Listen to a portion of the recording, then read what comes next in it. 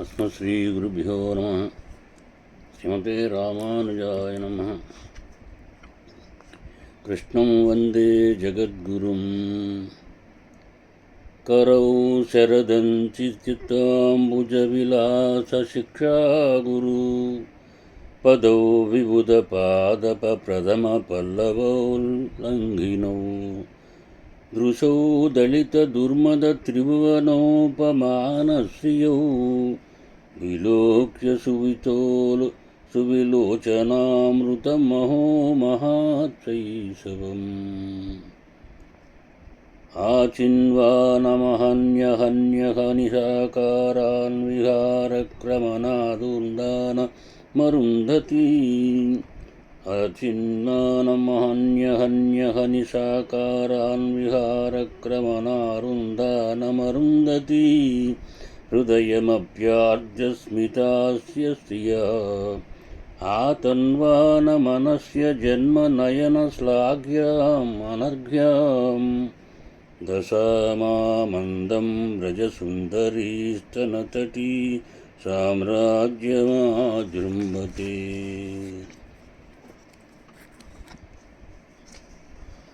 आदिपर्वं श्रीमन्महाभारतं। नारायणं नमस्कृत्य नरं चैव नरोत्तमं देवीं सरस्वतीं व्यासं ततो जनमुदीरयेत्।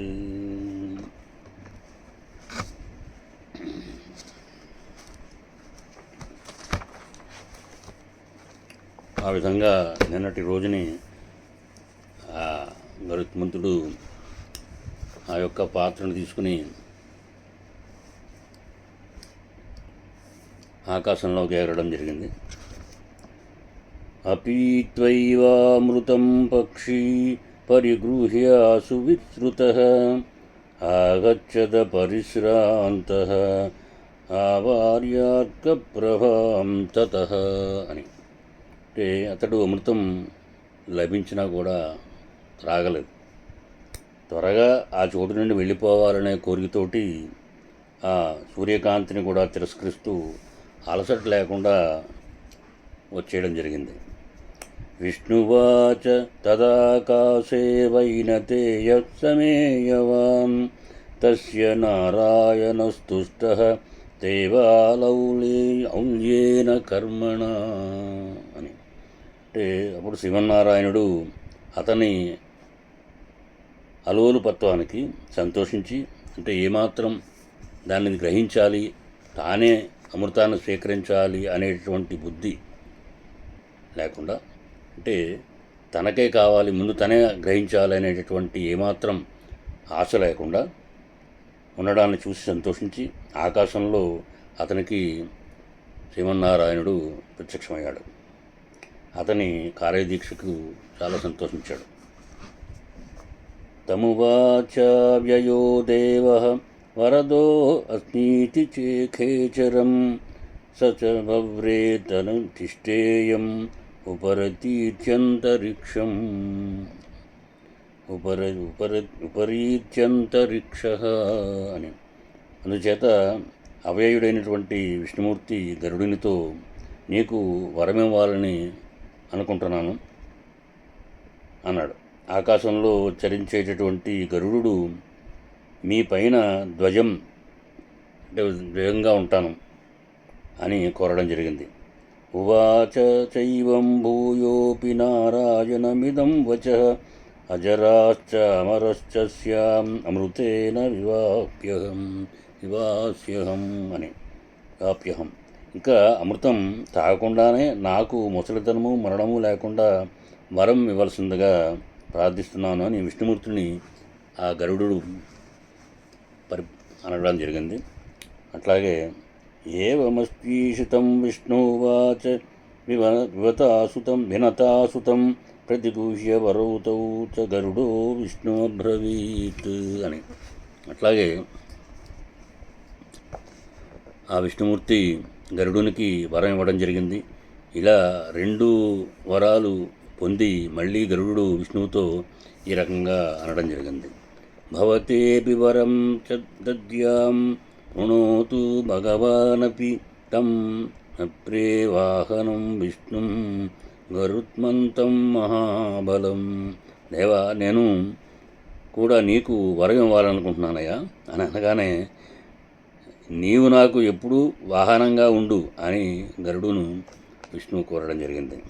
ధ్వజం చక్రే భగవాన్ ఉపరిస్థాప్యతీతితం ఏవమస్త్వితి తం దేవం ముక్త్వా నారాయణం ఖగః వక్రాజతరిపవేగాత్వాయుం తద్దన్మహాజనః తం వ్రజంతం ఖగశ్రేష్టం వజ్రణేంద్రోభ్యతాడయత్ హరం తమమృతం ద్రోషాద్గరుడం పక్షిణాంబరం అని. ఈ విధంగా ఎప్పుడైతే విష్ణుమూర్తి గరుడునికి తన ధ్వజంలో స్థానం ఇవ్వడం జరిగింది, ఆ విధంగానే ఉంటానని గరుడు నారాయణుడితో చెప్పడం జరిగింది. అయిన తర్వాత అతనిని విడిచి వాయువేగంతో కదలిపోతుంటే ఇంద్రుడు అమృతాన్ని అపహరించుకొని వెళ్తున్నాడనే కోపంతో గరుడునిపై వజ్రాయుధాన్ని ప్రయోగించడం జరిగింది. ఆ విధంగా తమువాచేంద్రమాక్రందే గరుడపదతాంబరః ప్రహాసన్ శ్లక్షయా వాచా తదా వజ్రమాహతః అని. వజ్రం చేత అడ్డగింపబడిన ఖగేంద్రుడు ఇంద్రునితో ప్రయాసంగా నవ్వుతూ మధురంగా ఇట్లా అన్నాడు: దేవరాజా, నీ వజ్రాయుధం దదీచి మహర్షి వెన్నెముకతో తయారైంది కదా, కాబట్టి ఈ ఆయుధాన్ని అవమానిస్తే మహర్షి నుంచి అవమానించినట్లే. అందుకని ఈ ఆయుధాన్ని నేను తేలిగ్గా తీసుకున్నాననుకో, ఆ దదీచి మహర్షిని అవమానించినట్లు అవుతుంది కదా. అందుకని ఆ మహనీయుని అందరి గౌరవంతో ఒక్క ఏకను మాత్రం నేను విడుస్తున్నాను అని, నిజంగా అయితే దాన్ని కూడా ఏమీ చేయలేదు అని చెప్పడం. ఈ వజ్ర ప్రహారం వల్ల నా శరీరానికి ఎటువంటి బాధ కలగదు సుమా అని ఇంద్రునితో పలికి ఆ పక్షీంద్రుడు ఒక ఈకను వదిలాడు. అంటే వజ్రాయుధంతో ప్రహారం చేయబడినటువంటి గరుత్మంతుని యొక్క శరీరం నుండి ఒక్క ఈకను మాత్రమే అది పొందగలిగింది. అంటే వజ్రాయుధం యొక్క శక్తి తనపై ఏ విధంగా పనిచేస్తుందన్నది ఈ ఒక్క విషయంలో మనకు అర్థమైంది. సురూపం భద్రమాలక్ష్య సువర్ణోయం భవత్ప్రీతి తద్దృష్ట్వా మాదాశ్చర్యం సహస్రాక్ష పురందరః అని. ఖగో మహాదిదం భూతం ఇతి మాత్మభాషతః. అంటే అతి సుందరమైనటువంటి ఈకను చూచి ఇతడు సువర్ణుడగుగాక అని పేరు పెట్టాడు. అందుకని సుపర్ణుడు అని పేరు ఆయనకి. అట్లాగే ఈ ఆశ్చర్య సంఘటనను ఇంద్రుడు గుర్తించి, ఈ పక్షి సామాన్యుడు కాదు కదా, ఖగేంద్రుని మహాఖగేంద్రుడిగా తలచి అతనితో ఇలా అనడం జరిగింది: బలం విజ్ఞాతుమిచ్చామి యత్తే పరమనుత్తమం సఖ్యం చావంతమిచ్చామి త్వయా సహ ఖగోత్తమ అని. అంటే ఖగోత్తమ, నీ మహత్తరమైనటువంటి బలాన్ని గురించి వినవలనని కోరుకుంటున్నాను, నీతో స్నేహం చేయాలని కోరుకుంటున్నాను అని దేవేంద్రుడు వైనతేయుడిని కోరడం జరిగింది. శ్రీ మహాభారతంలో ఆదిపర్వంలో ఆస్తిక పర్వం అనేటువంటి ఉపపర్వంలో సవర్ణోపాఖ్యానం నుండి 33వ అధ్యాయం మనకి సమాప్తమైంది. 34వ అధ్యాయంలో ఇంద్రుడు గరుడుల యొక్క ఆ స్నేహము, అట్లాగే మాతృదాస విముక్తి గురించి మాట్లాడటం జరిగింది. ఇక్కడ గరుడు చెప్తున్నాడు: దేవేంద్ర, నీవు కోరిన ప్రకారం నీతో సఖ్యానికి అంగీకరిస్తున్నాను. సహింపరా అనేటువంటి నా మహాబలాన్ని గురించి తెలుసుకో. కామం వై తత్ప్రశంసంతి సంతత్వం వస్తదం తవం గుణసంకీర్తనం చాపి స్వయమేవ శతక్రతు. మహేంద్ర, తమ బలాన్ని కానీ గుణాలను కానీ తామే పోలుకోవడం వల్ల వచ్చేది ఏంటంటే, సత్పురుషులు ఎవరు ఆ విధంగా గొప్పగా ప్రశంసించుకోరయ్యా. ఎవరి గొప్ప వాళ్ళు చెప్పుకునే పరిస్థితి సత్పురుషులు ఎవరికి కలుగుతుంది అని చెప్తూ పర్వతాలలో అడవులతో కూడినటువంటి భూమినంతటినీ కూడా, అంటే నీవు స్నేహం చేయాలని కోరావు కాబట్టి చెప్పక తప్పదు, ఇది ఆత్మస్థుతి మాత్రం కాదు. అలాగే పర్వతాలతో అడవులతో కూడినటువంటి భూమినంతటినీ కూడా, అపారమైన సముద్రాలని, నిన్ను నీ దేవలోకాలని కూడా నా ఒక్క రెక్కతో మోయగల బలం నాదయ్యా. అని. సర్వాన్ సపిండితాన్ వాసిలోకాన్ సత్మానుం కమాన్ వహే నహేయపదివశ్రాంతం ఇద్దీతం మే మహద్బలం. అంటే స్థావర జంగమాత్మైనటువంటి ఈ బ్రహ్మాండాన్ని అంతటిని కూడా ఒకే ఒక్క రెక్కతో అనాయాసంగా మోయగలనటువంటి బలం నాది అని తెలుసుకోవయ్యా అని ఆ విధంగా ఉగ్రశివుడు అంటున్నాడు. శౌనక మహర్షి గరుడుని యొక్క పరాక్రమాన్ని విన్న సర్వలోకహితుడైనటువంటి దేవేంద్రుడు పక్షీనుతుడు, మిత్రమా, నీవు చెప్పిందంతా సత్యమే, అది సాధ్యమే, అందుచేత నాతో మైత్రిని స్వీకరించు అని కోరడం. సరే, నీకు అమృతం అక్కర్లేదు కదా, కావున నాకు అమృత కలశాన్ని తిరిగి ఇచ్చేయవలసింది. నీవు దీన్ని ఎవరికైనా ఇస్తే వారు మమ్మల్ని బాధించవచ్చు కదా, అంటే నీకు అవసరం ఉండదు కదా, ఎందుకంటే గరుత్మంతుడు ఇంత గొప్పవాడు కాబట్టి ఆయనకి ఏ విధమైనటువంటి ఈ అమృతంతో తాగవలసిన పని ఏం లేదు ఆయనకి. ఎందుకంటే ఆయనకి అసలు ఏమాత్రం మరణం లేనట్లుగాను అన్ని రకాలైనటువంటి వరాలు ఆయనకు ఉన్నవాడు కాబట్టి నీకు అక్కర్లేదు కాబట్టి మా దగ్గర నుంచి తీసుకున్న అమృతాన్ని మాకు ఇచ్చేయవలసింది అని అనడం జరిగింది. అయితే అప్పుడు గరుత్మంతుడు అంటున్నాడు, దేవేంద్ర, ఒకానొక కారణం చేత ఈ అమృతాన్ని తీసుకుని వెళ్తున్నాను. దీనిని త్రాగడానికి ఎవరికి ఇవ్వను. నేను స్వయంగా ఎక్కడ దీనిని ఉంచుతానో అక్కడి నుండి వెంటనే నీవు దానిని హరించి తీసుకుని వెళ్ళు అనడం జరిగింది. అప్పుడు ఇంద్రుడు ఇలా అన్నాడు, పక్షీంద్ర, ఇప్పుడు నేను మాటలకు సంతోషం కలిగింది. నీకు నా నుండి ఏ వరం కావాలో కోరుకో అనడం జరిగింది. ఉగ్రశ్రవుడు ఈ విధంగా చెప్తున్నాడు. ఇంద్రుడు ఆ విధంగా వరం కోరుకోమని అనడంతో గరుడు కద్రూపుత్రులను స్మరించాడు. తన తల్లిని వారు మోసగించిన విషయాన్ని గుర్తుకు తెచ్చుకున్నాడు. అప్పుడు ఇంద్రునితో గరుడు ఈ విధంగా చెప్తున్నాడు, దేవేంద్ర, నాకు అసాధ్యం లేకపోయినప్పటికీ ఈ కోరిక కోరుతున్నాను. అమృతాన్ని ఇతరులకు ఇవ్వను. మహాబలవంతులైన సర్పాలు నాకు ఆహారంగా అగుగాక అనగానే ఇంద్రుడు అట్లాగే అన్నాడు. యోగీశ్వరుడైనటువంటి దేవాది దేవుడు పరమాత్ముడు అయిన శ్రీమన్నారాయణుడు వెంట ఇంద్రుడు వెళ్ళిపోవడం జరిగింది. అయితే శ్రీహరికి కూడా గరుడిని మాటలకు సంతోషించడం జరిగింది. మరలా ఇంద్రుడు కైకేంద్రుని దగ్గరికి, నీవు అమృత కలశాన్ని అక్కడ ఉంచగానే నేను తీసుకుని వెళ్తాను అని మాట తీసుకున్నాడు. అనంతరం గరుత్మంతుడు తన తల్లి దగ్గరకు వెళ్ళిపోయాడు. అంటే గరుడు సంతోషంతో సర్పాలందరినీ పిలిచి వారితో, నాగులారా, నేను మీరు కోరిన విధంగా అమృతాన్ని తీసుకొని వచ్చాను. ఈ దుర్బలమైన ఈ దర్భలపైన ఉంచుతాను.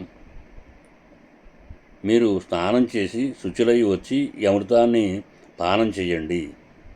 అమృతం తీసుకొని వచ్చి ఇస్తే మా తల్లి దాసీత్వం నుండి విముక్తి పొందుతుందని చెప్పారు కదా, ఆ మాట ప్రకారం అమృతం తెచ్చాను.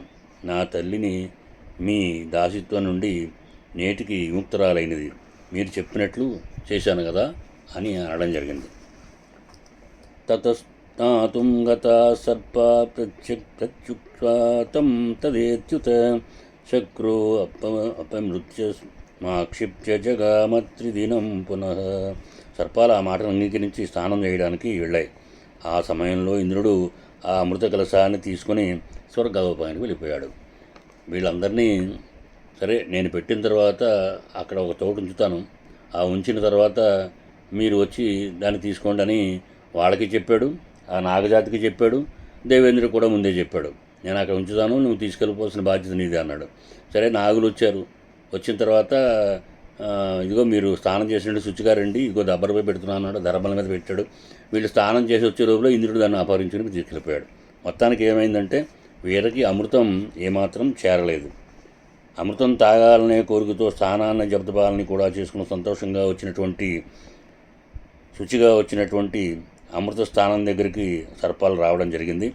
అలాగే దర్భలపైన అమృత కలశం లేకపోవడం గమనించాయి. ఎవరో అపహరించాలని గ్రహించాయి, ఎవరో మోసగించారని తెలుసుకున్నాయి. ఈ విధంగా ఈ దర్భలపైననే కదా అమృత కలశం ఉంచబడింది అనే ఆ సర్పాలు దర్భల్ని నాకటం మొదలుపెట్టాయి. ఆ దర్భల వల్ల వాటి నాలుకలు రెండుగా చీరడం అదిగో అప్పుడే సంభవించింది. అందుకే పాము యొక్క నాలుక రెండుగా చీలిన విధం అప్పటి నుంచి ప్రారంభమైంది. ఆ దర్భలను నాకడం వలన తెగి ఆ నాలుకలు రెండుగా చీరడం అన్నది అప్పుడు మొదలైంది. అమృత స్పర్శ చేత దర్భలు పవిత్రమైనాయి. ఈ విధంగా మహాపరాక్రమవంతుడైనటువంటి గరుత్మంతుడు అమృతాభరణం చేసి సర్పాలకు ఇవ్వడం జరిగింది. సర్పాలు ద్విజములు అయ్యేటట్లు చేశాడు గరుడు. తతసువర్ణ పరమ ప్రహర్షవాన్ విహృత్య మాత్రా సత్రవే తత్ర కానవే భుజంగవక్ష పరమార్చిత ఖగై అహీన కీర్తిర్వనతామసంచయత్. ఆనాటి నుండి సువర్ణుడు సంతోషం పొంది తన తల్లితో స్వేచ్ఛగా వనంలో విహరించడం జరిగింది. సర్పాలను భుజిస్తూ ఇతర వ్యక్తుల చేత గౌరవపడుతూ తన మహోజ్వల కీర్తితో తల్లిని ఆనందపడటం జరిగింది. బ్రాహ్మణ గోష్ఠిలో ఈ కథను ఎవరు విన్నా చదివినా ఈ పక్షీంద్రుని యొక్క గుణాలను మనం గానం చేసినా తప్పక పుణ్యం కలుగుతుంది, అతడు స్వర్గ సౌఖ్యాన్ని అనుభవిస్తాడు అనేటటువంటి ఈ శృతిని మనకి, ఈ ఫలశ్రుతిని మనకి ఈ అధ్యాయం ద్వారా మనకు చెప్పడం జరిగింది. ఇది శ్రీ మహాభారతంలో ఆది పర్వంలో ఆస్తిక ప్రవర్తన పర్వంలో సౌవర్ణకు ఉపాఖ్యానంలో 34వ అధ్యాయంలో మనకి తెలుపబడింది. ముందు మనం మిగతా విషయాలు అన్వయం చేసుకోవడానికి ప్రయత్నం చేద్దాం. కృష్ణం వందే జగద్గురుం.